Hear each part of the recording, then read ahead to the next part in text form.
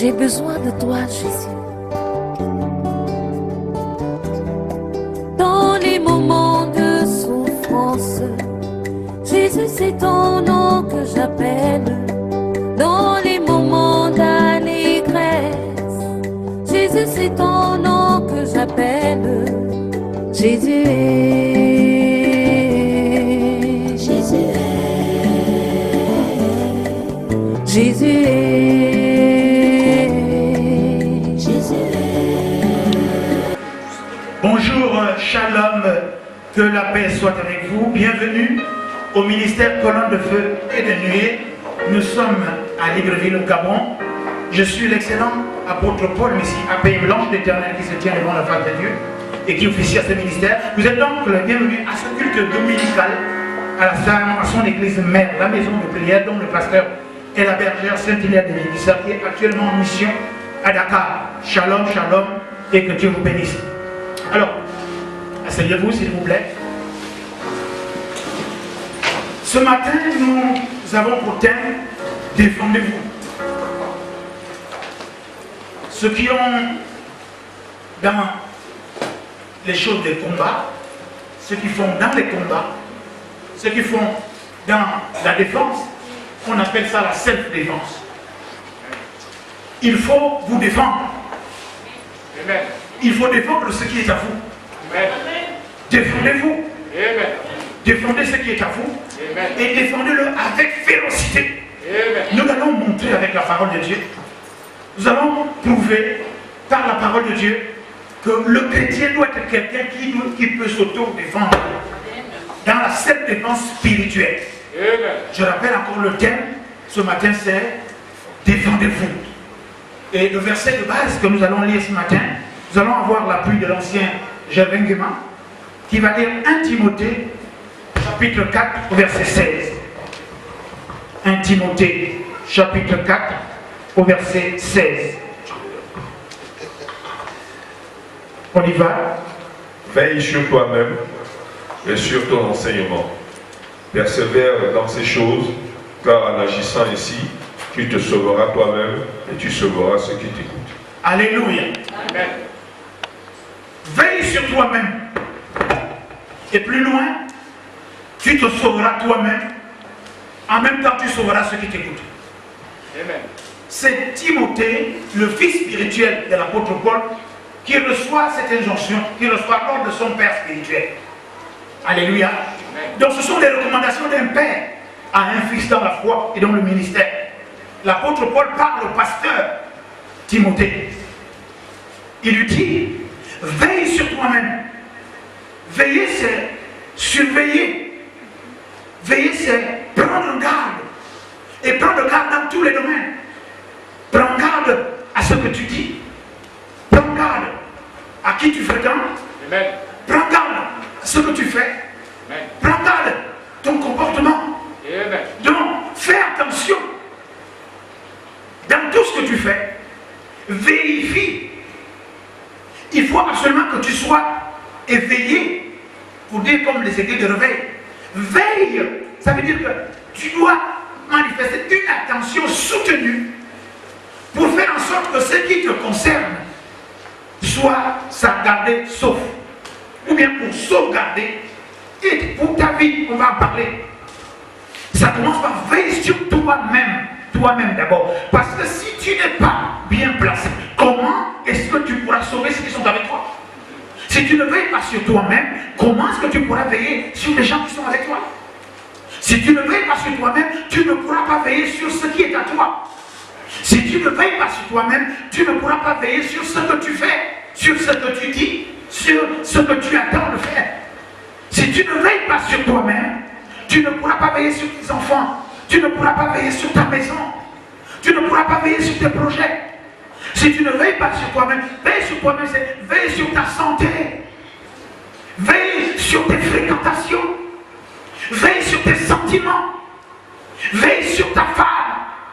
Veille sur ton mari. Veille sur tes allants et venants, tes allers et retours. Veille sur tout ce qui te concerne. Veille, oui, nous les chrétiens, nous avons la responsabilité de veiller sur les autorités en priant pour elles. Veille sur ton pays, oui.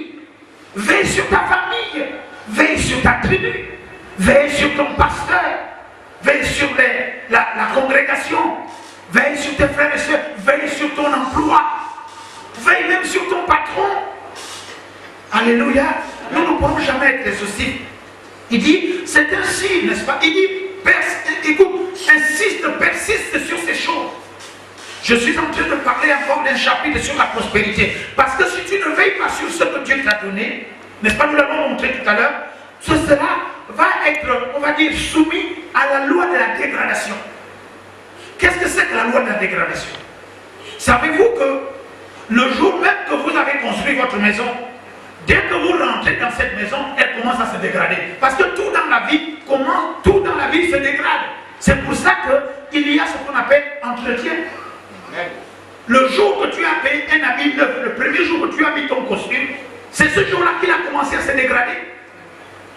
Le jour où tu as été à la mairie, où tu as dit oui à ton mari, et toi tu as dit oui à ta femme, c'est là que votre mariage a commencé à se dégrader.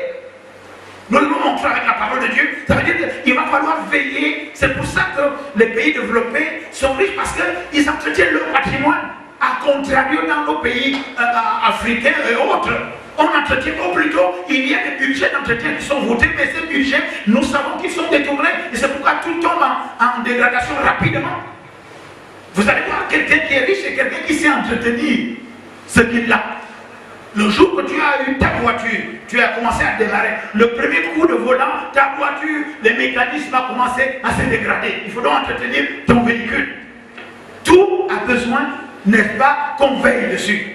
Tu dois veiller sur tout, à commencer par toi-même. Il dit, insiste sur ces choses. Insiste. Parce que si tu ne veilles pas sur ta foi, si tu ne veilles pas sur tes relations, tu ne veilles pas sur tes pensées, tu ne veilles pas sur ce que tu manges, tu ne veilles pas sur ta propre vie, eh bien, mon bien-aimé, tu vas devoir le regretter. Il dit qu'il faut absolument, c'est ainsi, on va aller vite, que tu te sauveras toi-même. Waouh! Il dit, veille sur toi-même, tu te sauveras toi-même. Donc nous avons la responsabilité, nous d'abord, de veiller sur nous-mêmes pour qu'on soit sauvés. Ensuite, nous allons sauver ceux qui nous écoutent, c'est-à-dire ceux qui nous suivent. Veille sur toi-même, tu seras sauvé de la pauvreté, tu seras sauvé de l'hypocrisie, tu seras sauvé de la méchanceté, tu seras même sauvé de l'enfer. Et toi-même également, tu vas sauver ceux qui t'écoutent, ceux qui te suivent. Parce que si tu n'es pas sauvé, ceux qui te suivent, ceux qui dépendent de toi, n'est-ce pas, ne seront pas sauvés. Alléluia. Est-ce que vous êtes là? C'est bon? Oui. Regardez. Si tu veilles sur toi-même, regarde, parce que tu as une grande responsabilité, il y a des gens qui dépendent de toi.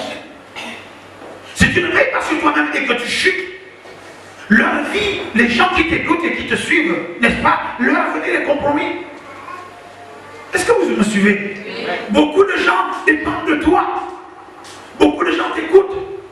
Beaucoup de gens t'observent. Quelque part, tu es le modèle de quelqu'un.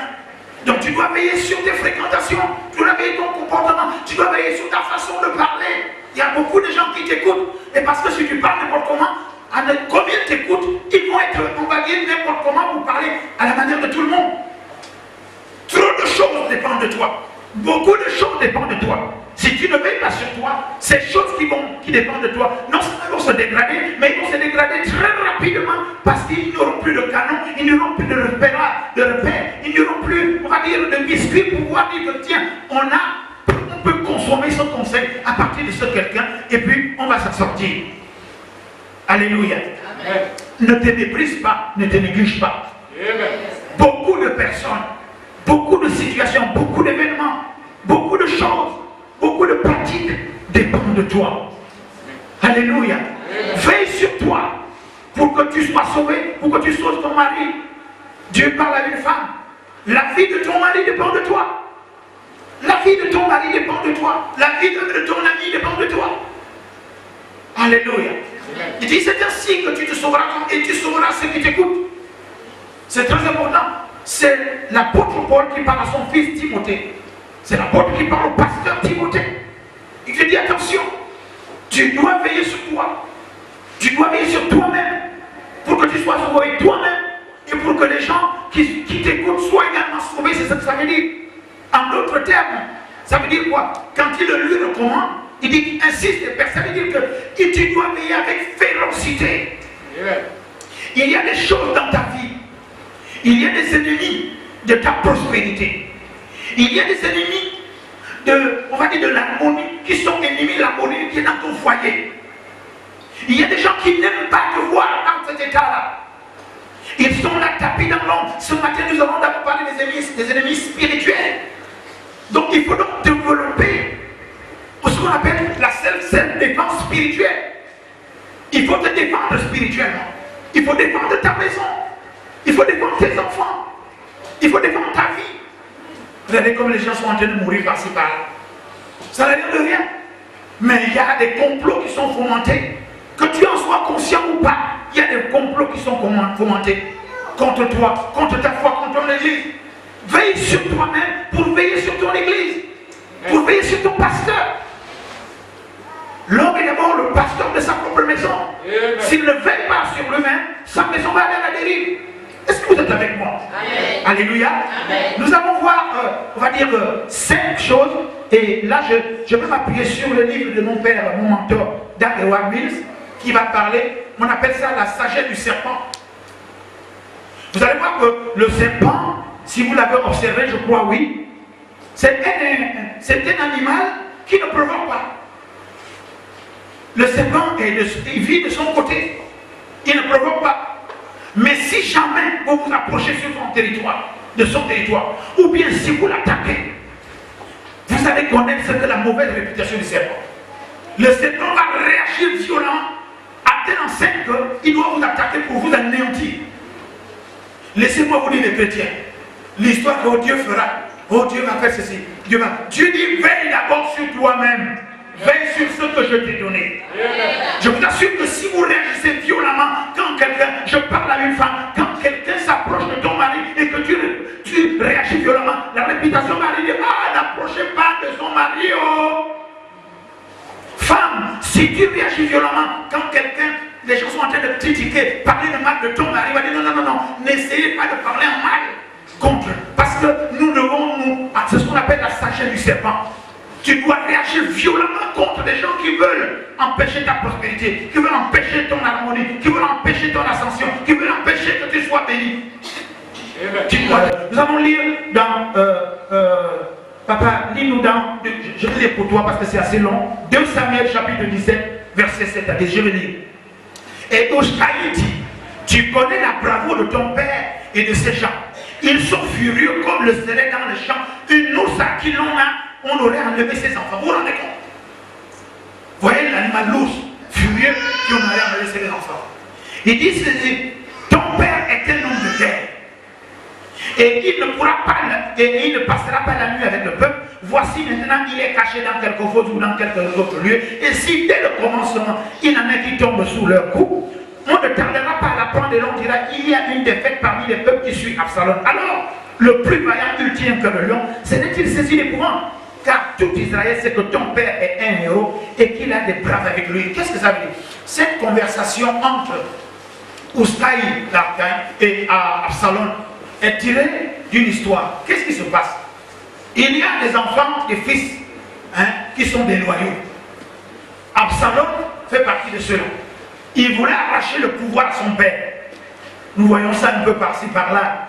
Ceux qui sont gabonais ou ailleurs dans la sous-région savent ce que c'est. Il y a des fils qui deviennent tellement impétueux qu'on ne sait même plus qui c'est le père ou c'est le fils qui gouverne, qui dirige et qui est qui. Alors Absalom s'est pris dans la tête de pouvoir prendre le trône de son père David. Or, David est l'homme selon le cœur de Dieu. La Bible vient nous dire que c'est un homme de guerre. Oui, les chrétiens, nous sommes en guerre contre les forces des ténèbres, autorité, domination, principauté, esprits méchants dans les lieux célestes. Et ces esprits-là chevauchent beaucoup de personnes qui sont avec nous. Parce que l'homme, c'est l'esprit. Vous pouvez vivre avec quelqu'un, vous ne savez pas quel esprit l'anime. C'est seulement quand les faits sont là que vous voyez que dans ce type, ce monsieur était possédé des esprits mauvais. Est-ce que vous êtes là? Je vais vite parce que je dois amener le temps selon ce que les autorités nous ont imposé. Alléluia. Mais il y a l'Esprit de Dieu qui a la liberté, mais la liberté d'obéir également correctement. Amen. Qu'est-ce qui se passe? Donc, Oushaï dit à Absalom, dit à ton père là, c'est un homme de guerre. Et lui, quand il est agressé, et David est l'homme selon le cœur de Dieu. Donc ici, David est un type de Dieu. Alléluia. David, il dit à Absalom, fils, Toi, tu vas arracher le trône à ton père. Tu vas attaquer ton père est un homme de guerre. Et lui, quand il est attaqué, quand il est acculé, quand il est encerclé, il réagit comme une ours qui a ses enfants et qui a l'impression qu'on veut lui arracher ses oursons. Vous voyez un animal, l'ours, n'est-ce pas, qui va défendre. Prenez n'importe quel animal qui défend ses poussins, même la poule. N'est-ce pas? La poule est capable de s'opposer même à n'importe quel animal quand il défend ses poussins, n'est-ce pas? Mais l'ours encore, l'ours est géant et costaud, il griffe. Hein? Et il dit à son nom, attention, ton père est quelqu'un qui réagit avec férocité. Parce que quand on voit l'ours, on voit la férocité. Alléluia. Là, je vous rappelle, non pas moi, mais l'Esprit de Dieu, que David était l'homme selon le cœur de Dieu. Donc il réagit selon le cœur de Dieu. C'est la Bible qui l'appelle comme cela. Donc avec férocité. Il dit que si réellement il y a un problème, toi, Absalom, tu ne vas pas t'en sortir. Mon bien-aimé, je concours cette affaire pour comprendre que les chrétiens, il faut que nous ayons cette self-défense. Nous devons nous défendre contre toute attaque spirituelle. Donc je parle ici de la self-défense spirituelle. Nous devons être implacables. Nous devons être féroces. Et nous allons voir contre qui. Nous n'avons pas à lutter contre la chair et le sang, mais contre des esprits qui animent les gens. Et nous allons pouvoir réagir là spirituellement. Alléluia. Vous devez vous défendre spirituellement et avec férocité contre toute attaque qui peut perturber votre prospérité, qui peut perturber votre foi, votre vie normalement. Alléluia. Écoutez, chaque chrétien, chaque ministre, chaque pasteur, prophète, docteur, évangéliste, chaque chrétien, chaque ancien doit développer cette capacité de se défendre. Sinon, tout ce que vous aurez construit, n'est-ce pas, va se dégrader, va se détruire. Si tu ne dépends pas, tu ne dépends pas avec férocité ton foyer, il va se détruire. Tu ne dépends pas avec férocité tes enfants, mais ils vont s'égarer. Il faut que tu développes en Christ, n'est-ce pas, de façon spirituelle, cette défense spirituelle pour défendre avec férocité. Tu ne laisses rien, tu ne lâches rien sur tout ce que Dieu t'a donné. Je n'ai pas entendu amen. Oh, je n'ai pas entendu amen avec conviction. Je continue à dire, écoutez, il y a des attitudes qui sont implacables. Il y a des comportements qui sont implacables. Qui, si on ne les révoque pas, nous allons en souffrir. Et tous ceux qui nous écoutent, ceux qui dépendent de nous, vont également en souffrir. Imaginez, vous avez fait un grand travail. Vous avez élevé des enfants. Vous avez construit une maison. Vous avez érigé un ministère. Et maintenant, puisque à chaque fois qu'il est attaqué, vous jouez on va dire les flegmatiques, vous jouez les débonnaires, vous dites, oh non, Dieu va faire. Vous savez, moi je suis un serviteur de Dieu, je suis une servante de Dieu, Dieu lui-même va faire. Ah bon? Mais Dieu dit, je mets devant toi. Il dit, veille sur ce que je t'ai donné, même si c'est un faible reste. Écoutez, on arrête cette politique que non, Dieu va me défendre. Oui, il te défendra, mais ce sont des versets qu'on prend hors contexte. Ici, là, nous sommes en train de parler simplement de la défense, l'autodéfense, la self-défense, n'est-ce pas, spirituelle. La Bible déclare que David lui-même, par rapport à son fils, il était prêt à défendre son royaume.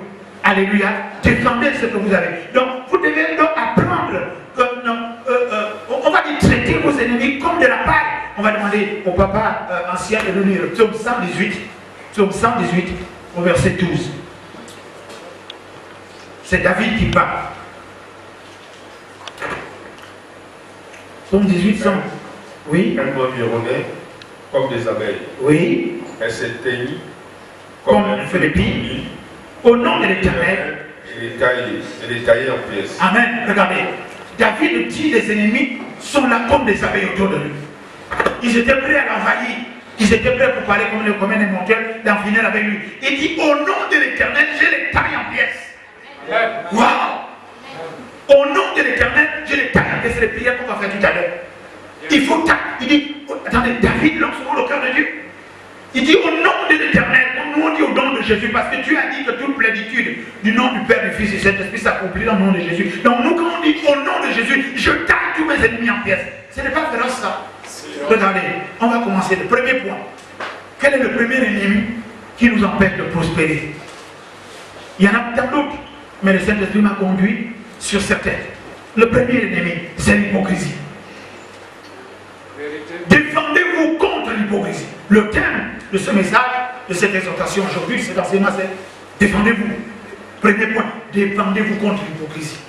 Et dans cette hypocrisie, dans ce chapitre, il y a 4 sous-thèmes. Donc, Romains chapitre 16, verset 17, papa, je vais lire pourquoi, pour aller un peu vite. Je vous exhorte, frères, à prendre garde à ceux qui causent des divisions et des scandales, au préjudice de l'enseignement que vous avez reçu. Éloignez-vous d'eux, car de tels hommes se servent point Christ, notre Seigneur, mais leur propre vent, et par des paroles douces et inflatées, ils séduisent les cœurs des simples. Alléluia. Donc, défendez, ne soyez pas flegmatique, ne soyez pas gentil. Quand quelqu'un est hypocrite, il est faux. Il va t'encourager dans les bêtises alors qu'il sait que tu vas te casser la figure.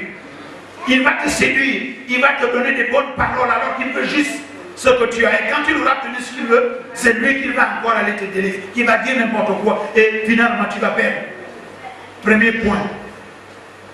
Défendez-vous contre les hypocrites. La Bible dit ici, est-ce que sommes-nous plus que Dieu? Éloignez-vous des gens hypocrites. Vous avez le Saint-Esprit qui peut effectivement mettre la nuit à découvert quand quelqu'un est hypocrite à côté de vous. Amen. Il dit, de telles personnes causent des divisions. Les gens qui sont hypocrites causent des divisions. Or, si vous êtes divisés, n'est-ce pas, vous êtes amenés à périr. Parce que les gens sont maintenant le monde en ce moment, c'est la globalisation. Les gens se mettent ensemble pour être forts. Maintenant, si on vous divise, c'est pour que tu te perdes. Alléluia. La Bible déclare malheur à quiconque sera seul. Maintenant, si les gens qui sont avec toi, avec qui vous vous entendez, et quelqu'un vient vous diviser, examinez la personne, parce que celui qui vient diviser, n'est-ce pas, est forcément un hypocrite. N'est-ce pas? Il éloigne, il divise des familles, il divise des amitiés, il divise l'église, il divise les anciens, il divise des gens qui sont ensemble, il divise les collaborateurs, les hypocrites. N'est-ce pas? Romains chapitre 16, verset 17. Deuxième, défendez-vous contre les personnes déloyales. Alléluia. Proverbe 22, 10. Proverbe 22, 10. Chassez le moqueur. Je crois que c'est ça. Oui. Chassez le moqueur. Vous voulez le micro? Oui, oui. Chassez le moqueur. Chassez le moqueur. Oui.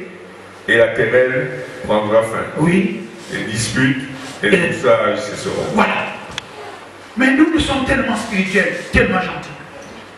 Quelqu'un à qui tu donnes des instructions, tu lui fais comme ça, mais il fait à sa façon. Il ne veut pas obéir. Il veut faire comme il veut. C'est ce qui se moque de toi, non? N'est-ce pas? Tu dis à quelqu'un de faire comme ça, tu es son chef, tu es son grand frère, sa grande soeur, tu es son autorité, mais il ne veut pas obéir. Donc il se moque de toi. La Bible dit, chassez les gens qui se moquent de vous. Et les querelles vont s'arrêter. Les outrages vont s'arrêter. Ça veut dire quoi? Ça veut dire que vous avez des travailleurs qui ne veulent pas faire comme licenciez-les. Amen. Personne n'est indispensable. Si quelqu'un se prend déjà indispensable, il est déjà déloyal. C'est un orgueilleux. Chassez les orgueilleux autour de vous. La Bible dit chassez, il n'a pas dit oh non, s'il te plaît, voilà, tu vois. Non, chassez-les, débarrassez-vous d'eux. Un travailleur qui ne veut pas obéir, chassez-le. De cette façon, la Bible dit chasser. Il faut chasser. Licenciez-le. S'il y a des collaborateurs à l'église qui ne veulent pas faire, limogez-les. Parce que après, si vous ne le faites pas maintenant, ils vont infecter les autres. Ils vont amener d'autres. Alléluia. Amen. Je sais, à l'armée, des choses comme ça, quand tu désobéis, tu as tout le sud là. Allez, on t'enlève. Allez. Alléluia. Nous sommes une armée. Amen. Amen. Troisième point sur l'hypocrisie, sur les hypocrites. Je lis ici. 2 Corinthiens, chapitre 10, verset 5. Je vais lire rapidement. Nous renversons les raisonnements et toute hauteur qui s'élève contre la connaissance de Dieu et nous amenons toute pensée captive à l'obéissance de Saint-Esprit. Écoutez, si vous avez quelqu'un qui veut donner un avis, vous écoutez son avis. Mais après avoir examiné son avis et vous lui dites ce qu'il doit faire, j'ai écouté ton avis, maintenant je veux que ça soit comme ça, il commence à raisonner. Chassez-le. Chassez-le. Alléluia. Amen. Non. Des gens qui aiment raisonner, tu raisonnes avec l'autorité en vertu de quoi? Tu raisonnes avec ta mère, pourquoi? Tu raisonnes avec ton père, pourquoi? Tu raisonnes avec ton pasteur. Tu sais tellement, ok, mais on va raisonner. La Bible déclare que nous renversons tout raisonnement et toute hauteur qui s'oppose à la connaissance de Dieu. Je parle ici de la self-défense spirituelle. Je parle ici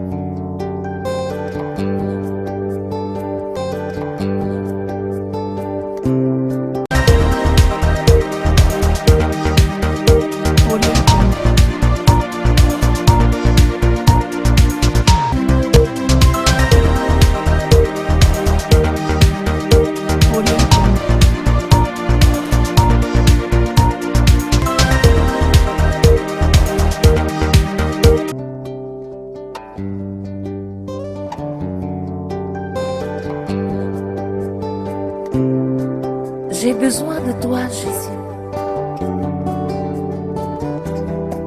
Dans les moments de souffrance, Jésus, c'est ton nom que j'appelle. Dans les moments d'allégresse, Jésus, c'est ton nom que j'appelle. Jésus est, Jésus est, Jésus est, Jésus est. On y a autorité, domination, principauté, parce que l'homme c'est l'esprit, la femme c'est l'esprit. C'est-à-dire, il faut remarquer à chaque fois quand quelqu'un est en face de toi, ton interlocuteur, quel est l'esprit qui l'anime? Parce que l'homme c'est l'esprit. L'homme derrière l'homme, il y a toujours un esprit qui l'anime. Alléluia. Vous parlez à quelqu'un, vous concernez quelqu'un, il y en a qui, surtout les chrétiens, nous sommes aujourd'hui passés des champions, n'est-ce pas, pour faire la guerre des versets bibliques. La guerre des versets bibliques. Tu appelles un frère pour le faire asseoir, il va t'écrire, voilà, Dieu m'a parlé comme ça, oui, mais il est écrit comme ça aussi, oh, il est comme ça, il commence à raisonner. Laissez-le. Laissez-le. Alléluia. Défendez-vous contre, n'est-ce pas, l'hypocrisie. Et quelqu'un qui est comme ça, c'est un hypocrite. Quelqu'un qui, il sait très bien par rapport à sa position que toi tu viens d'elle, mais il raisonne. Oh, tu sais, voilà, voilà, moi il connaît beaucoup de choses. Séparez-vous d'eux. Quatrième point pour vous défendre contre l'hypocrisie. Et la même chose, défendez-vous contre les associés déloyaux en protégeant votre vie privée. Amen. Vous faites trop confiance aux gens pour leur montrer qui vous êtes. Vous faites rentrer facilement les gens dans vos chambres, dans votre salon. Alléluia. Aujourd'hui, les gens ont compris, il faut un salon à la terrasse. Tout le monde ne rentre pas dans ton salon. Ton salon, c'est ton trône, c'est ton intimité. Amen. On dit bonjour, ouais. Et puis, cette expression bizarre, oh, viens, fais comme chez toi. Quoi? Il va faire comme chez lui. Il n'est pas chez lui ici. Non. Quand vous dites ça, cette parole que tu viens de donner, tu donnes le pouvoir spirituel de faire entrer les démons chez toi. Amen. Oh ouais, viens ici, viens, fais comme chez toi. Comment chez toi? Si vous avez un peu de moyens, faites en sorte de construire même des toilettes à l'extérieur de votre maison. Attends, tout le monde passe là, donc tu arrives, tu n'es même pas assis 2 minutes, tu vas aller aux toilettes déjà. Il va s'asseoir, ou bien si vous avez de l'argent, il y a des toilettes particulières pour les invités. Mais attends. Alléluia. Amen. Non. Ne faites pas, ne montrez pas, on va dire, votre vie privée à tout le monde. Parce que dès que quelqu'un te connaît, c'est par là qu'il va t'attaquer. C'est par là qu'il va te critiquer. Surtout les collègues, les amis de travail. Là. Quand il vient chez toi, il est dans ton salon. Vraiment, je ne sais pas comment. Pourquoi s'il gagne tout cet argent pour ça? Non, je crois qu'il doit détourner de l'argent. Ça y est. Non, ne le faites pas rentrer chez vous. S'il vient te voir, s'il te plaît, tu as un peu d'argent, tu t'es organisé, tu le reçois à la terrasse. Alléluia. Non, n'allez pas, c'est sérieux. Ne le faites pas rentrer chez toi. Bien sûr, également, il y a des gens qui sont dignes, on les reçoit, n'est-ce pas, à la maison. Hein? S'il le faut, faites-les rentrer par la porte principale, si vous avez décidé de leur ouvrir la porte. Mais ne les faites pas rentrer par la porte contournée où on va trouver les feuilles de manioc qui traînent par-ci par-là. Et quand ils rentrent par-ci par-là, les mouches qui l'acclament aussi. Et puis les couches de l'enfant traînent par-là avec les odeurs que nous connaissons. Non, au moins faites-les rentrer là. Parce qu'il va dire, oh non, j'étais chez lui. Oh, il a des grosses voitures là, mais quand tu rentres chez lui, ça sent les couches, les caca des bébés partout. Voilà. Alléluia. Amen. Il y a des gens qui vont, mais pendant le temps qu'ils seront avec vous, n'est-ce pas, ils vont être gentils.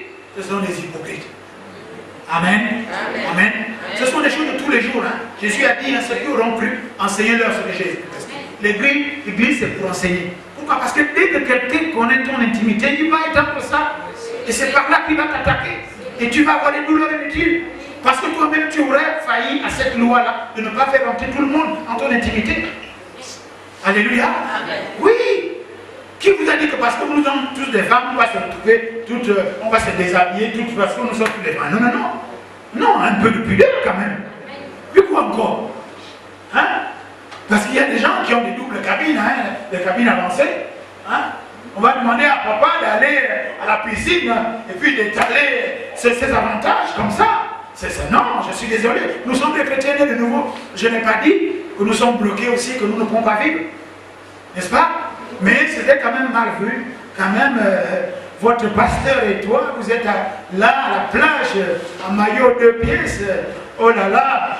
Non, ne soyez pas choqués. Nous voulons avoir de l'éthique pastorale, l'éthique ministérielle, l'éthique chrétienne. Amen. Hein? Alléluia. Amen. Vous imaginez? Le vieux monsieur que je suis, je me retrouve à la plage avec mes enfants, et puis quoi encore? Avec cette affaire, quelqu'un va nous filmer, il dit regardez la peau du Messie. Regardez, il a mis son gros ventre dehors, et là, c'est pas possible avec ça. Non! Alléluia! C'est l'éthique. Deuxième point, défendez-vous contre la pauvreté. Amen. La pauvreté, là, c'est un esprit qui cherche où s'installer. Alléluia. Comment on va se défendre? Je dis bien, nous sommes là en self-défense spirituelle. Yes. Ok?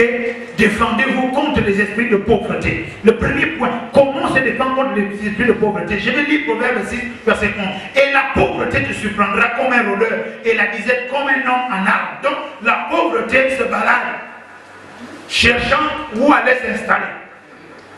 Oui? Tu es pauvre là parce que tu as laissé entrer la pauvreté. Pourquoi? Parce que Dieu t'a donné la force de travailler. Pour vaincre la pauvreté, on doit travailler plus de 8 heures par jour. Travaille, tu as des bras pour travailler. Tu as l'intelligence, la conscience pour travailler. Alléluia. Amen. Amen. Ok, je suis en train de vous dire simplement ce que la Bible recommande. Elle te surprendra, c'est comme un rôdeur à la pauvreté. La pauvreté rôle, pour savoir. Vous rentrez chez les paresseux. Les paresseux. Il y a, regardez les braves mamans là. Je sais qu'au Gabon, nous sommes à Libreville, c'est pas une critique, mais c'est un constat. Il y a des mamans qui sont là au bord de la route, sur les trottoirs, en train de vendre du matin au soir pour pouvoir lever leurs enfants et arrivent à construire des maisons, arrivent à éduquer les enfants, arrivent à scolariser leurs enfants. Mais ce sont des mamans courageuses, ça. Et la pauvreté ne peut pas entrer chez ces mamans-là. C'est pas possible. En contraire, il y a des gens qui ont des millions, qui détournent les millions. Je sais de quoi je parle, je n'ai pas peur. Et là, je sais que je suis en direct, je n'ai pas peur. Je suis excellent à Paul ici au ministère, colonne de V. Je n'ai pas peur. Parce que pourquoi? Il y a des gens qui pensent que parce qu'ils ont des millions, ils sont riches. Non! Savez-vous que quand quelqu'un vit de son salaire, il est pauvre?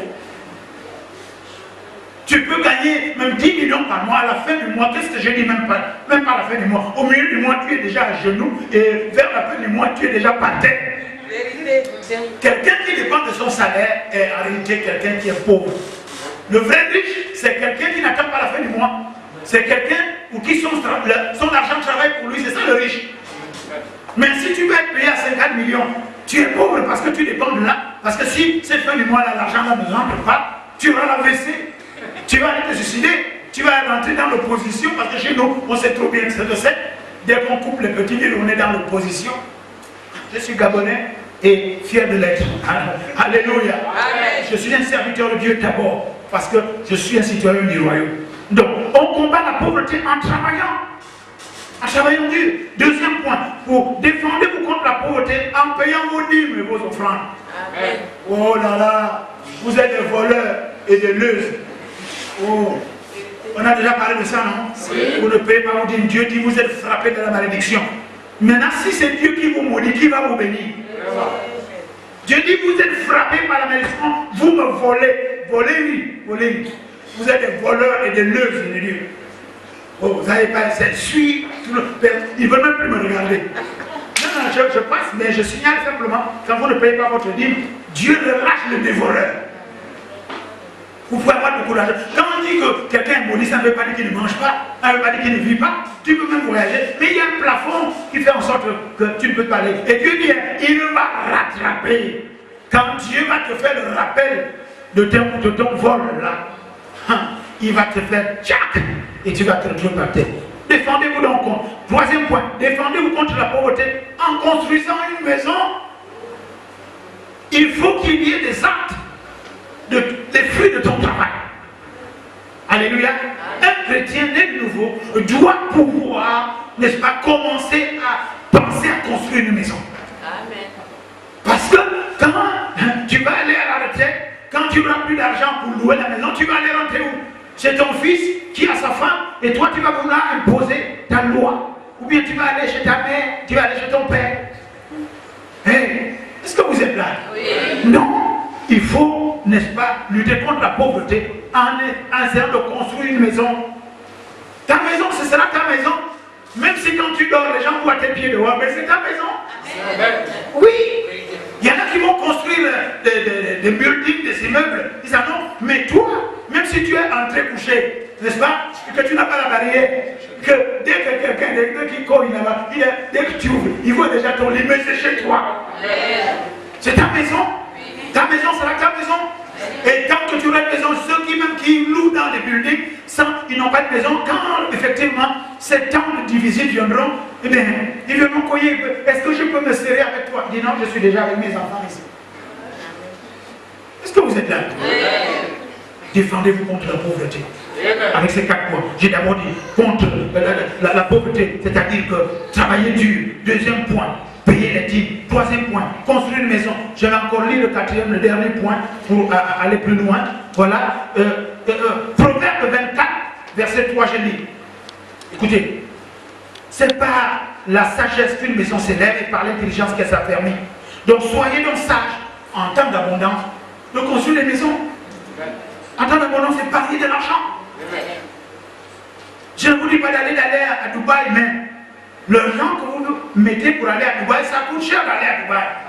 Mais je vous assure que si vous voulez faire un vrai voyage à Dubaï, c'est pas moins de au moins 1,5 million. C'est-à-dire même quand quelqu'un t'amène, tu vas peser au moins 1,5 million. Mais il y a des parcelles quelque part. Va d'abord déposer 1 million, tu vas payer un peu pour avoir ta parcelle. Et même le jour qu'on te charge, commence à faire même une table quelque part. Et une main va t'aider quelque part. Amen. Alléluia. Amen. Amen.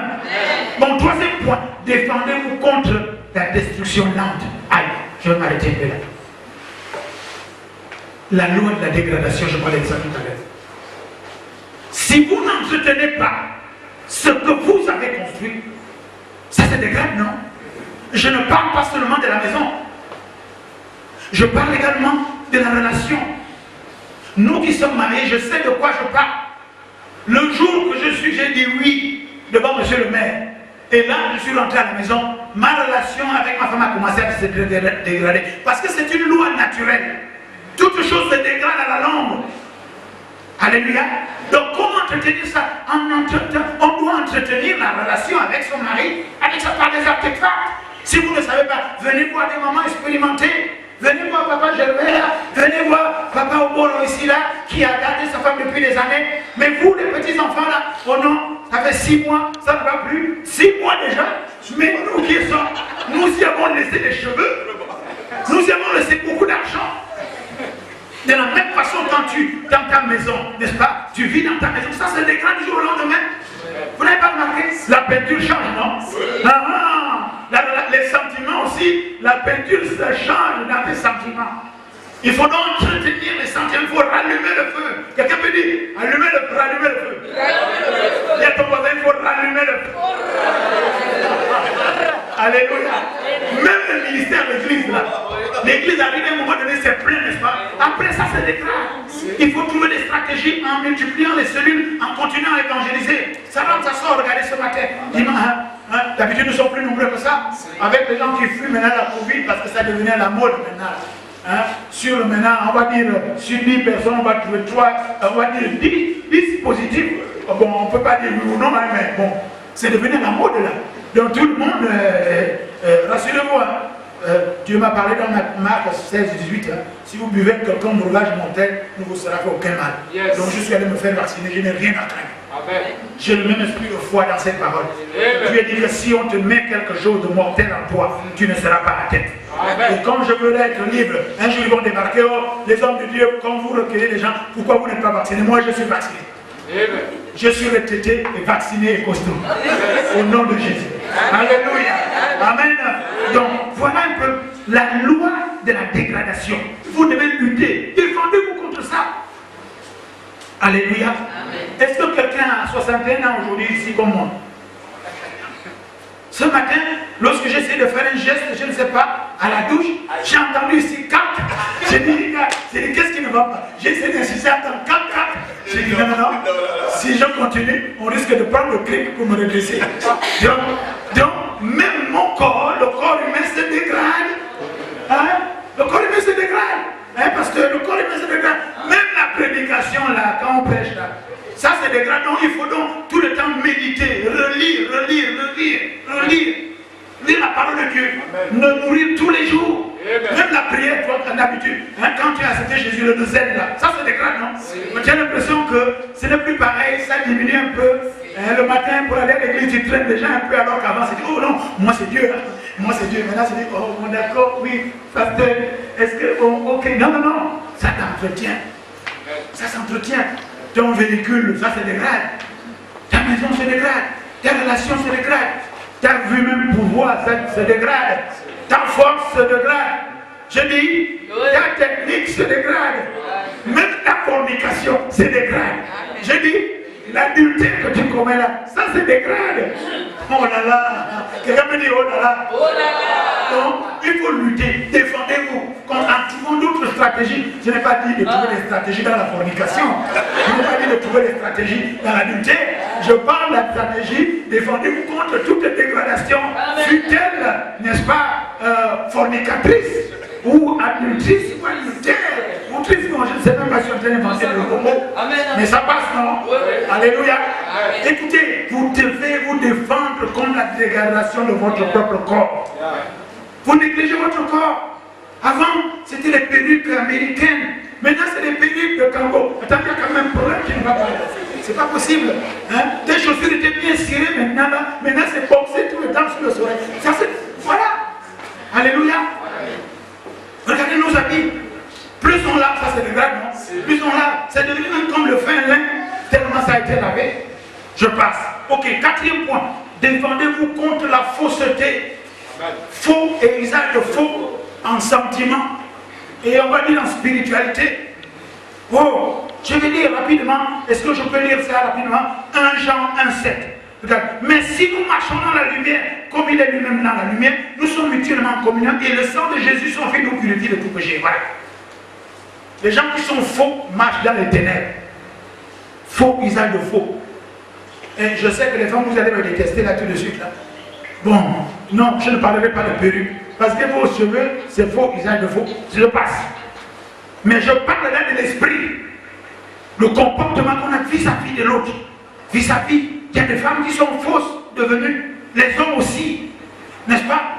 À l'église, il y a la fausseté à gagner le terrain. Tu es avec quelqu'un, mais en réalité, il est faux. C'est-à-dire, il y a une duplicité. C'est la personne qui fait paraître ce qu'elle n'est pas. Elle te dit ce qui n'est pas. N'est-ce pas? Le comportement qui font en sorte que tu peux l'embrasser, mais pendant que tu l'embrasses, même en période de Covid, là, avec le masque, pendant que tu l'embrasses, il dit dans ton cœur, embrasse-moi, tu vas voir. Oh, et Dieu a bien fait de cacher le cœur, hein? Dieu a bien fait de cacher le cœur. Parce qu'il y a des gens qui ont le mauvais cœur très dur, le parti du MCD. Ils ont le mauvais cœur. Ils rient avec toi, mais il a des complots contre toi. Et ça s'assied avec des gens qui sont contre toi. Tu dois lutter contre ça. Dès que tu apprends que quelqu'un est faux vis-à-vis de toi, éloigne-toi de lui. Éloigne-toi de lui. Parce que celui qui est faux va détourner ta faute, va détourner on va dire ta richesse. Quelqu'un va détourner l'héritage de tes enfants parce que tu vas lui venir en aide alors que normalement il est faux. Il est juste après toi parce qu'il est intéressé par ce que tu as. Parce que je n'ai pas entendu amen. Ok, maintenant on va aller dernier point maintenant. Le 5e point. Défendez-vous contre la luxure. Je dis, luxure ici, nous allons parler des sentiments, des envies, des désirs, on va dire des esprits sexuels. Oui, je le dis clairement comme ça, la luxure. Il faut lutter contre cette envie de forniquer. Tu dois te défendre contre cette envie de forniquer. Dis à ton voisin, défends-toi. Défends-toi. Tu dois lutter contre l'envie d'être dans l'adultère. La luxure. Les désirs de la chair. Waouh! Les désirs de la chair sont, tu payes sa chair. Oui, effectivement. Même les enfants sont d'accord avec nous. Les désirs de la chair, tu payes sa chair. Parce qu'à un moment donné, n'est-ce pas, ça doit te revenir. Les péchés de la chair sont chers parce qu'ils éteignent l'esprit. Les péchés de la chair sont chers parce qu'ils t'amènent, ils coupent la connexion. Ton débit qui était d'abord le haut débit va devenir maintenant quelques octets seulement et là, ça finira par être coupé. Ta connexion avec Dieu est coupée par la luxure des désirs de la chair. Tu paies sa chair. Pourquoi? Parce que ta connexion sera suspendue et pour qu'elle soit rétablie, tu vas devoir faire un travail spirituel. Tu vas pouvoir donner, non, on appelle ça comment? C'est-à-dire que quand on a coupé la ligne, hein, tu ajoutes des frais dessus. Et ces frais-là, ça va être dur, un travail spirituel, le jeûne, prière, tu vas mettre ton pasteur à lieu de contribution. Alléluia. Amen. Oh, est-ce que vous êtes là? Oui. Non, certains sont en train de dire, papa, ne touche pas là-bas. Arrête déjà ça, c'est déjà bon là, c'est bon. Mais non, pas moi, mais l'Esprit de Dieu qui insiste. Amen. Alléluia. Amen. L'Esprit de Dieu insiste. La luxure, défendez-vous contre ça. Pourquoi? Je vais terminer avec ça maintenant. Regardez, la Bible dit, quand tu vas dans la chair avec quelqu'un, il faut partager les mêmes démons. Vérité. Alléluia. Amen. Je vous dis que la parole de Dieu est une pierre double tranchant. Donc quand je lève comme ça, je me tranche d'abord moi-même avant de vous trancher. Il ne faut pas dire papa aime accuser. Non. C'est la prédication de la parole de Dieu. Et on n'écoute pas la parole de Dieu pour quelqu'un d'autre. On écoute pour nous-mêmes. Amen. Beaucoup d'entre nous, nous sommes allés en mariage alors qu'on n'était plus vierge, ni puceau. Oh. Vous êtes là? Oui. Attendez-vous, ça va être choc. Quelqu'un me dit choc? Choc. Nous sommes allés en mariage alors qu'on a connu les hommes, on a connu les femmes avant, n'est-ce pas? Non? Ça veut dire que si ces gens-là n'étaient pas en Christ et qu'ils n'étaient pas dans la sanctification, donc chacun a amené ses démons. Vérité. Je m'arrête l'esprit. C'est pour ça que certaines régions, surtout en Afrique de l'Ouest et dans certains pays, hein, les hommes veulent épouser les vierges. Comme ça, il appelle seulement lui-même ses démons. Il n'a pas à recevoir les démons en face. Quand vous allez dans la chair avec un homme, vous prenez aussi ses démons. Hein? Vous allez dans la chair avec une femme, vous faites aussi, vous prenez des démons chez elle. Donc nous qui nous sommes mariés, nous étions des hommes d'occasion. Hein? Nous avons déjà circulé à Kenya, on a circulé à Congo, on a circulé occasion Belgique, occasion Allemagne. Donc on amène tous les démons là où on a circulé. Et on a encore des démons aussi où notre partenaire a circulé. Ça fait un mélange de démons et une circulation en bouteillage des démons. Alléluia. Amen. Mais c'est ça que ça veut dire la lecture. À chaque fois que tu trompes ton partenaire, tu vas faire acheter encore une provision de nouveaux démons. Parce que quand tu vas dans la chair en trompant ta femme, n'est-ce pas? Tu reviens là-bas et tu viens livrer à domicile les nouveaux démons qui viennent dis toi-même, qui viennent de Koulamoutou. Alléluia. Amen. Ce qui est valable pour l'homme est valable pour la femme. Quand tu trompes ton mari, n'est-ce pas? Tu viens ravitailler la bibliothèque, que dis-je encore, le magasin, que dis-je encore, la cité démoniaque que vous avez avec les nouveaux démons qui viennent de Mouila. Alléluia. Hey, nous rions parce que nous voulons livrer ces choses-là dans le spectacle. Mais défendez-vous contre ça. Résistez à la luxure. Et nous autres, les anciens combattus, victimes de ces choses, nous savons qu'il n'y a rien à découvrir. Il n'y a rien à découvrir. Ecclésiaste dit, je crois, Ecclésiaste 9 dit, il n'y a rien de nouveau sous les cieux. Ok? J'ai même entendu une maman qui chantait ça, que nous avons trouvé et nous allons laisser. Même nos enfants aussi vont trouver, vont laisser. Il n'y a rien à découvrir. Demandez au pasteur, nous qui sommes chauves là. On a fait une fois fait la ronde. On a fait toutes les boutiques. Et on s'est rendu compte qu'en venant à Jésus-Christ, il nous a purifiés. Il dit, écoutez, le sang de Jésus, n'est-ce pas, nous a purifiés de toutes ces choses-là. Est-ce que vous êtes là? Ok. Deuxième, dernier point, défendez-vous contre la luxure. Deuxième point, contre ce qu'on appelle la psychologie. Que ne la convoite pas dans ton cœur pour saboter. Oh. Les gens qui sont ils sont trop spirituels. Il y a une débauche spirituelle. Tu lis la Bible, tu lis ceci. tu lis tout, tu mélanges tout cela, on ne sait même pas ce que ça donne finalement. Tu as fait un chrétien, mais tu entends le raisonnement de Bouddha. Oh, mais Bouddha avait dit, oh, et tu sais, hein, moi si j'ai lu Ekankar, oh, j'étais dans Krishna. Oh, moi je suis dans les panthères, dans la nouvelle loge là. Je ne suis pas dedans, mais j'ai quand même lu, hein. J'ai un livre sur la franc-maçonnerie dans ma bibliothèque. Tu sais, il faut être instruit de tout. Ah bon? Mais plus que chaque fois que tu prends un peu. Alléluia. Chaque petit peu la casse la rudeur et la solidité de ta pureté, la pureté de ton enseignement. Amen. Ok. Troisième point sur la luxure. Défendez-vous contre la présence de certaines femmes étranges. La femme étrangère. Tu es marié, vérifie avec qui ta femme, n'est-ce pas, parle. Si tu es une femme mariée, qu'est-ce que tu fais comme tu as pour ami de femmes célibataires? Pourquoi? Si elles viennent pour te consulter, d'accord? Mais tes amis sont des célibataires lorsque tu es une femme mariée. Vous parlez de quoi? Alléluia. Amen. Oh, je sais, les hommes mariés, nous savons de quoi on parle. Si tu as trouvé une femme sage, tu as trouvé le bonheur. Si ta femme t'écoute, tu as trouvé le bonheur.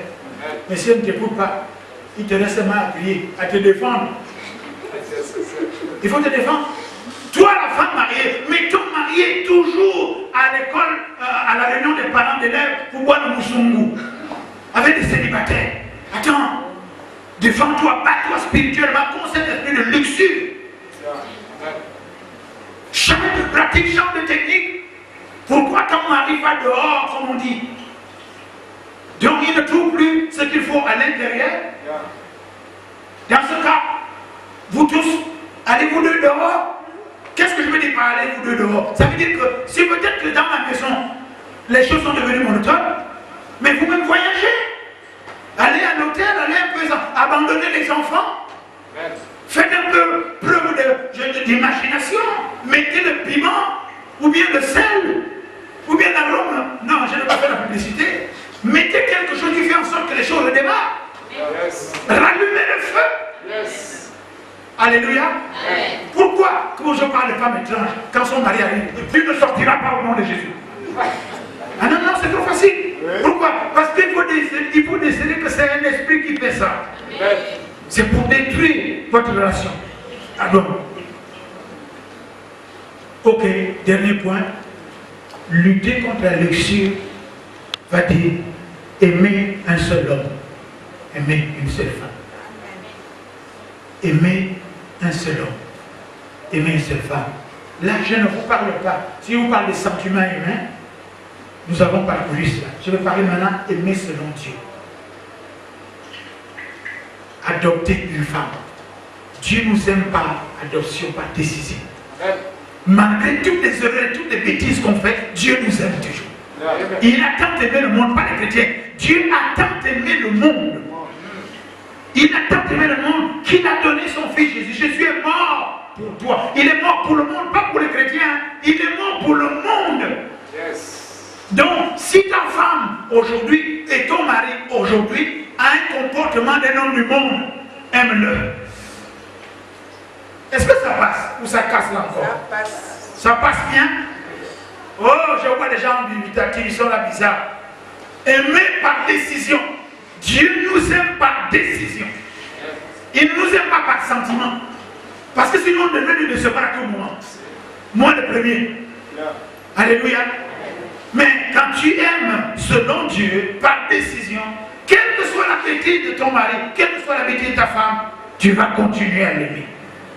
Tu ne vas pas la juger. Tu ne vas pas le juger. Est-ce que vous êtes là? Nous sommes les enfants adoptifs de Dieu. Quand on adopte un enfant, c'est qu'on a voulu de lui. Alors que les enfants naturels peuvent venir par accident. Je suis allé avec une femme, je ne voulais pas un enfant est venu de là, on va faire comment? On garde l'enfant. Mais un enfant qu'on a adopté, on a fait le parcours du combattant. D'autres, comme moi, on est allé jusqu'à dans les pays étrangers pour aller adopter des enfants, pour les garder. Donc on veut de ces enfants, on doit donc l'aimer. Est-ce que ça va? Oui. On va se lever tranquillement comme les gens qui aiment la parole de Dieu. On a fini. Lutter contre la luxure en aimant sa femme, en aimant son mari.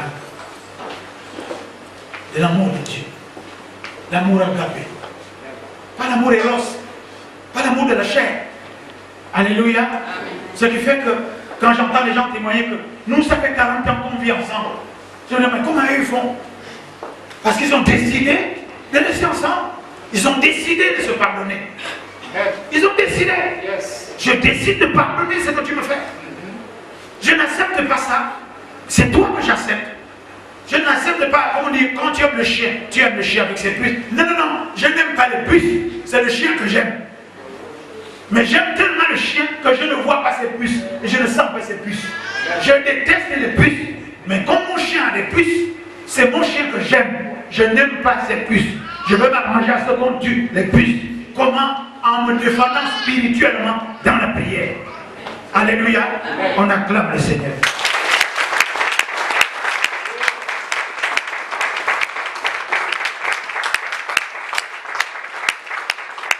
Je vous bénis pour qui nous avez suivis à travers les océans et par les réseaux sociaux. Vous étiez au ministère Colonne de Feu du Nuer, à son église mère, la maison de prière, dont le pasteur Saint-Thierry l'église est en mission. Je le dis à Dakar en ce moment, c'est tellement en train de prêcher. Et vous êtes bénis. Nous avons parlé de façon exhaustive sur le thème défendez-vous, la seule défense spirituelle. Le chrétien a lutté, n'est-ce pas, pour défendre ce que Dieu lui a donné. Et nous avons égrené 5 points, n'est-ce pas, nous n'allons pas revenir là-dessus. Shalom chez vous et à très bientôt. Nous allons prier maintenant au niveau de l'église locale. Thank